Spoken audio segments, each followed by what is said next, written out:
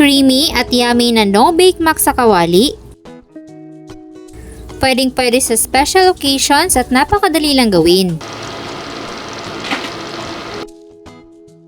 Kaya ano pang hinihintay mo? Tara, simulan na natin! Sa isang pot na may kumukulong tubig, maglalagay lang tayo ng asin, 200 grams ng elbow macaroni. Lutuin lang according to package instructions o hanggang sa maging al dente na. After nyan, iset aside lang muna. Then, lutuin natin yung red sauce. Magigisa tayo ng sibuyas.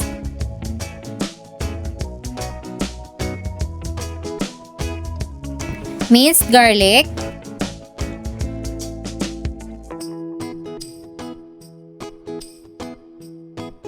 Then, yung ating 1/8 kilo ng ground pork. Pwede kayong gumamit ng ground beef or chicken.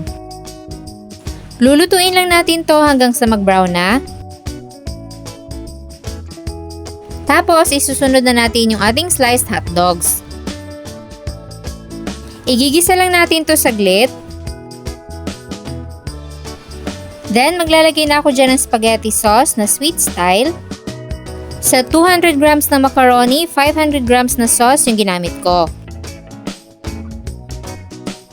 Haluin lang natin tong mabuti. Tapos lalagyan ko ng konting tubig para ma-simmer natin ng ilang minuto dahil hihintayin natin na ma-fully cook yung ating hotdog.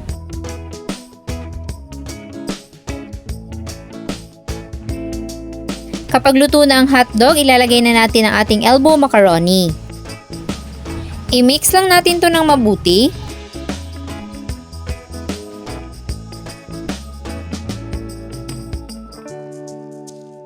Tapos ipa-flatten natin yung ibabaw para sa white sauce natin mamaya. Set aside lang muna at para sa white sauce, maglalagay tayo ng butter. Lagyan ng 2 tablespoon ng harina or all-purpose flour at haluin hanggang sa matunaw. Gusto ko dito ay yung creamy kaya isang lata ng evaporated milk ang ilalagay ko at kalahati ng all-purpose cream. Haluin hanggang sa wala ng mga buo-buo. At ihalo na yung ating quick melt cheese. Kung marami kayong budget, pwede nyo lagyan ng mozzarella cheese. Aantayin lang natin na kumulo. Then, ibubuhos na natin sa ibabaw ng ating macaroni.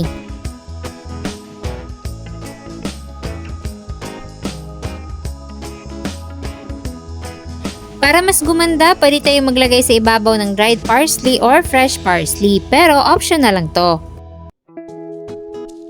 Takpan lang natin for a few minutes para kumulo.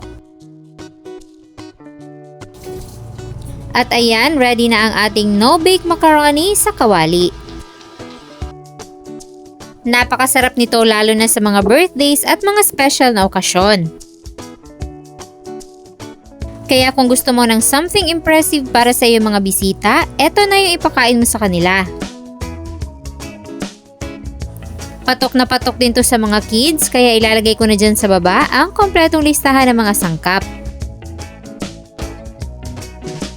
Sana ay nagustuhan nyo ang ating no-bake mac recipe for today. Enjoy!